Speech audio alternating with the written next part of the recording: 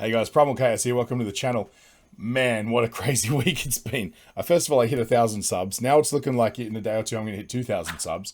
And it's in no small part to bringing some new audiences into the channel, largely by accident. So essentially what's happened is in my effort to sort of demonstrate, something a little bit different as far as extreme vocals go, I reviewed Dimash, and I also did a couple of Nightwish songs too, which are not so much extreme metal as far as growling or screaming goes, but they still have metal elements, and I'm actually a Nightwish fan, so I thought I'll bring that into the fold and do maybe some reviews rather than reactions, because I'm aware of those songs. It's not a reaction, it's just me talking about songs I love, right? So then I thought, okay, so I did some Dimash songs. That's brought a whole new crowd of people into the channel. And at first I was worried that may alienate some of my heavy metal fans. And some people have said it doesn't really matter because a lot of people in metal are already familiar with Dimash. But on the flip side of that, you've got a lot of people who are Dimash fans and that's all they like, right? And so I thought, what a wasted opportunity it would be if I didn't sort of somehow try to find some common ground and maybe introduce some of these new music fans into the world of metal. And I think the easiest way to do that is via symphonic bands like Nightwish, there's so many, Epica, all of those sort of guys. Within Temptation would be a great choice as well. But maybe a lot of these people from all over the world, they're not familiar with some of these bands, or even they probably would never dream of listening to heavy metal. So if you're a Dimash fan and you found yourself on my page, allow me to introduce you to some heavy metal themed music that you might find interesting based on your love of Dimash. Now, none of this is going to have the same vocal characteristics that he has, but the dramatic, symphonic, cinematic kind of music is a big deal in symphonic metal and things like that. These bands like Nightwish, they'll headline festivals in front of hundreds of thousands of people. This isn't a niche. It's a big part of heavy metal. So today I'm going to do, originally I was going to jump back and try and do something pretty brutal, and I will do that. I'll probably record something tomorrow, or getting back to things like maybe some more Eskimo Callboy, or I've got so much left to do with Lorna Shore, Architects, bands like that. So I will be doing that, but this is Nightwish's The Islander, and this is by way of trying to maybe integrate some of these new people into the fold. So let's see if it works. I'm here for the community. That's why I'm here. This is what this whole thing's about. So let's make that community wider by maybe bringing in some new blood. All right. So this is one of my favorites. I love this song. I love its energy. I love the music video. So this won't be a reaction. It's more of a review or a deep dive analysis on the way I see the music. And I hope you enjoy it.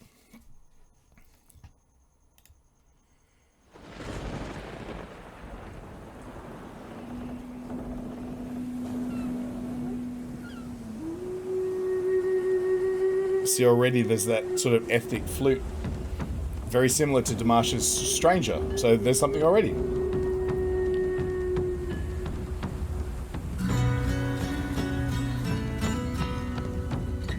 think we need more volume.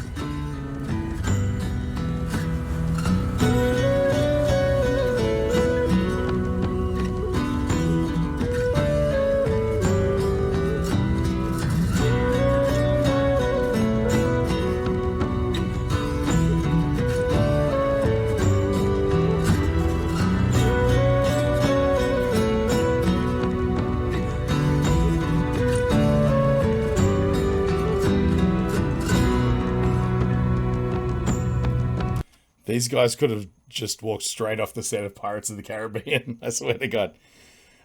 First of all, a lot of this is shot on location. Like, I know it looks like a set, and some of it is, but if you watch the behind the scenes video, was shot on a glacier somewhere. I'm not sure exactly where, but man, what a place. How do you find somewhere like that? An old man by a seashore at the end of day gazes the horizon with sea winds in his face. Tempest tossed island, seasons all the same. Anchorage and painted and a ship without a name. Sea without a shore for the banished one unheard. He lightens the beacon light at the end of world, showing the way, lighting hope in their hearts, the ones in their travels homeward from afar. Just for me personally, Marco Haitala, the guy, I hope I'm not butchering his name, the gentleman singing there is probably one of my all-time favorite voices. Like his vocal timbre, not so much in this part, but when he gets high and belty, he has an incredible range, and his high notes, they just have an intense energy to them, which always sort of rustles something in here. You know what I mean? The female singer in this is Annette. She's the second singer that Nightwish has had. You may want to, if you're interested in this and you're a Dimash fan, you may want to jump back and check out Tarja Turunen. She was the original singer. She has a much more classically trained opera voice than the two following singers. And by that, I mean, not so much that like she has more training or whatever. The characteristics of her voice lean way more into operatic timbre and technique. While the third singer, Flor, has had also an immense amount of training, but her voice, it doesn't lean as much into that operatic sort of, I'm trying to think of the word, like the characteristics of it seem less operatic, even though she uses a lot of operatic techniques and has an amazing, intense, powerful voice as well. Annette was kind of like a temporary singer in between those two. She recorded some material with them and did some live shows and stuff like that. She was there with them for a while. But yeah, anyway, let's move on. This is for long forgotten, light at the end of the world, horizon crying, the tears you left behind long ago.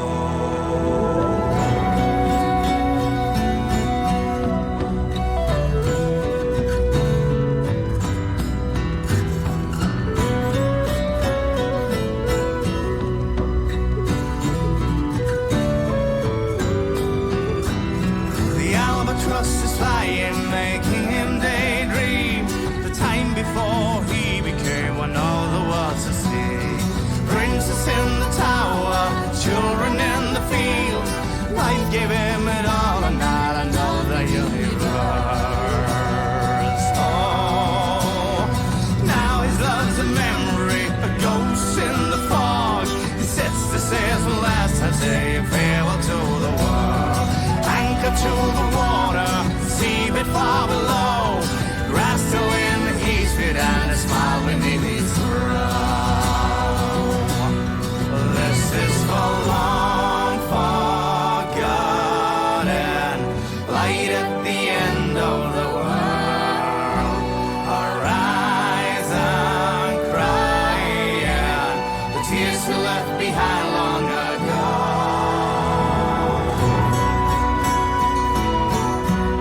There's just no point in there where I want to stop. and you know, a lot of people are saying don't.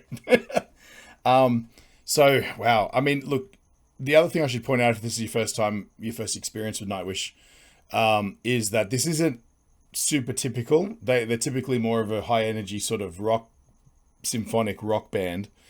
But this is very indicative of the concept of Nightwish, where the gentleman with the black hair, who looks a little bit like Captain Jack, he writes predominantly all of the music, and he's heavily inspired by composers like Danny Elfman, cinematic scores from like Disney particularly, things like that. And he's very prolific, and he's a great keyboard player, but also he scores stuff beautifully, including all of the stuff for Nightwish. And so, you know, you might want to just skip through a few of their other videos to get more of a flavor of their sort of more high energy stuff. But I mean, this is obviously a fantasy style sea shanty, written in whenever it was, I don't know, 2010 or something, whenever it was. That in and of itself is unusual for a rock band to do, but in Nightwish's case, it's not. And this high fantasy kind of, it almost seems like a fantasy children's movie, like, you know, say something like Never Ending Story, or, you know, Pirates of the Caribbean, all that fantasy sort of stuff.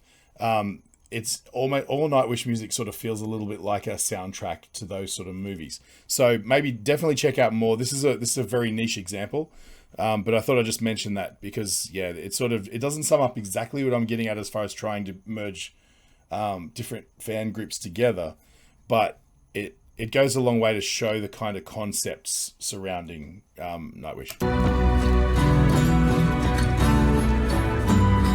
So long love.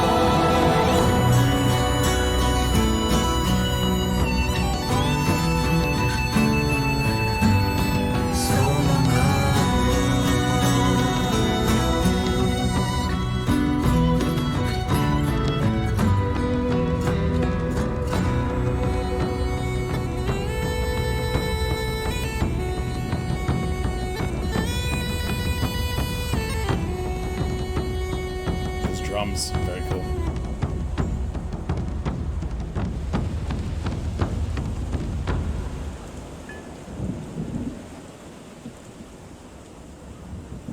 Love those nautical sounds in the background. They're so cool.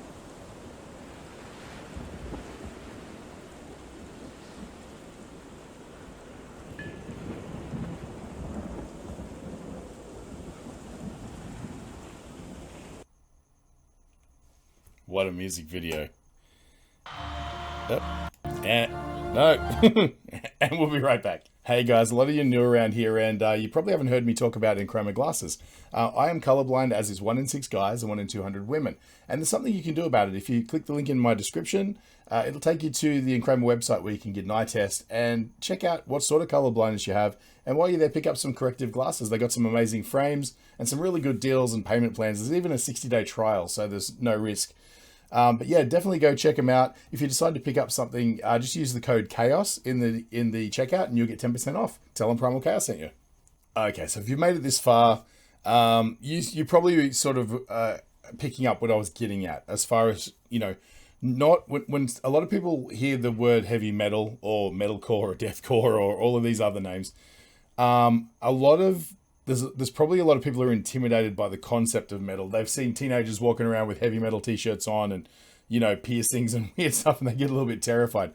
But there's magic to be found within the walls of the castle of heavy metal, right?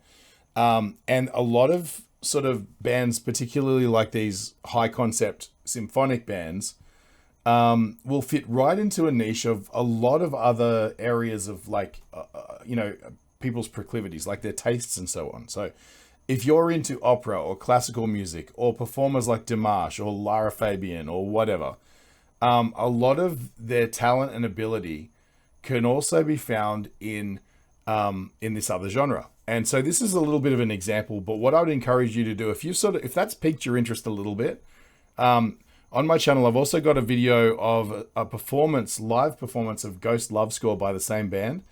And if you haven't seen that, if you're new to Nightwish and you're new to symphonic metal, definitely check that out because it's possibly one of the greatest live performances ever captured in any genre. And that's saying a lot, but honestly, I mean, you can tell if you look in the comments, you can tell people live and die by that performance alone. And the performance of Flor Jansen, God, I really need to watch more videos where she says her own name. But, you know, all I'm trying to do here is maybe introduce a few more people to the world of, you know, to cross over into the world of metal, you know.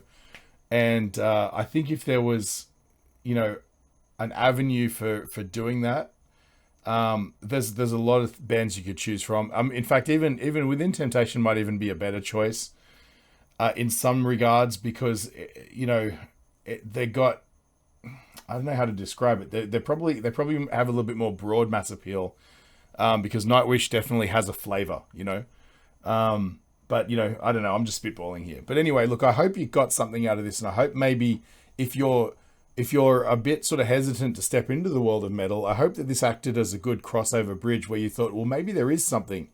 And you know what? If you have any questions about maybe where to go next, if you enjoyed this and you want to know more, jump in the comments, write a comment, and I guarantee you one of the thousands of Nightwish Army fans will give you a really solid course to plot to take you to places where you couldn't possibly have imagined going.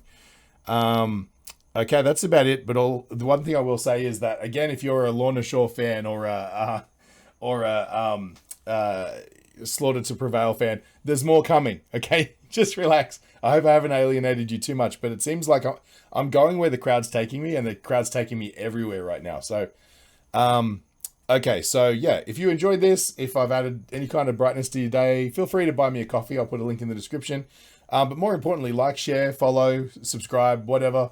That's super helpful, guys. And you know what? So many people are checking in from all over the world now. It's really cool. Every time I flick through the comments, which are getting ever longer. Like, I mean, I wake up and I scroll through comments, and my intention is to get to every single one, but it's starting to get to the point now where it's just not going to be possible. But I try to seek out as much as I can of the meat and potatoes questions and things like that and answer those.